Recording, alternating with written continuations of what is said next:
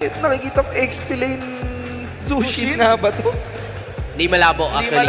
Hindi malabo kasi actually sa MPL na gamit na rin yan. Yung yes. Ayan. Ganda ng Shoutout kay shades. Kuya. Ganda ng shades mo. Aliw din talaga sa mga cameraman natin. Oo, eh, no? ang daming nahuhuli. Matitindi rin talaga eh. Matanglawin.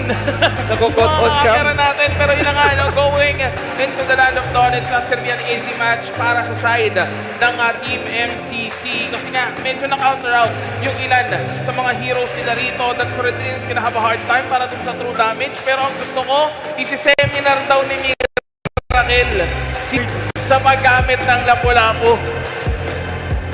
Based dito sa lineup, dito sa map, Lapu-Lapu versus Asushin. Sa tingin nyo ba kaya ng XP lane matchup nito? Yung Lapu kasi, nakakatapat ka na ba ng Sushin sa Lapu, Perty?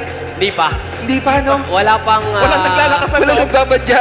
Baka mamaya pa lang since nakikita nilang gagamitin ni Kuya Sanford sa XP lane yung Sushin. Eh baka mamaya marami nang mag-agawan sa Sushin sa XP lane. Di ba? Sanji, pero sabi ni Sanji, no brother, I'm not sure ba kaya ko makatakas dito. Alam nyo kung bakit pinibreeze ng atila sa mga players ng MCC? Bakit? Ay! Takot sila sa potential na... Ay!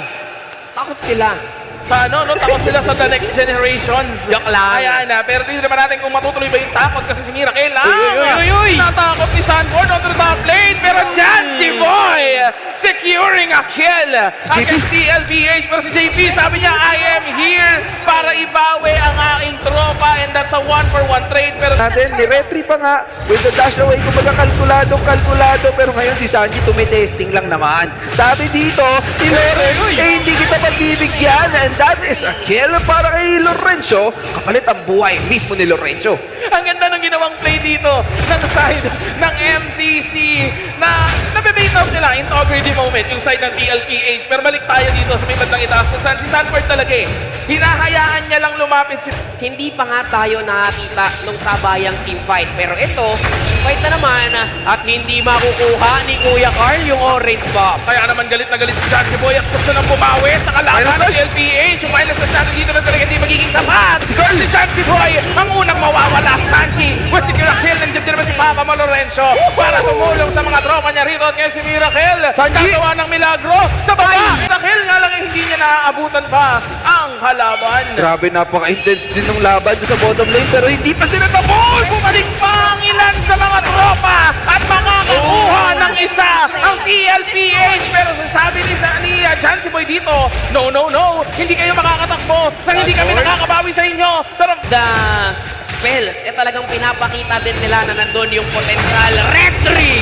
naagaw ni Chansey Boy ang turtle. Pero si Miracle ang magiging kapalit. Carl TC nagiging sastre. Once again, chasing the enemy team. Pero disengage si Manic Sin. Nakapayat na nakakuha ng isa, pero sa likod, si Sanji ay walang mapapala. Grabe. Kung pwede ka lang namin sa kanaban nagkakasay, kaso hindi pwede dun man lang sa bandang itaas. Eh medyo nagtahi itong si Carl TC. Nandito rin siya sa bandang gitna at si Lorenzo. Kill! Ang makukuha niya, si Lorenzo ang isa sa mga nawala. Nakapag one-on-one si Miracle. Dun sa may heart pa ang mga idolo natin sa taas. May picture pa kay Oheb kanina. Kasi nga, si Oheb, yung top farmer dito sa Oy!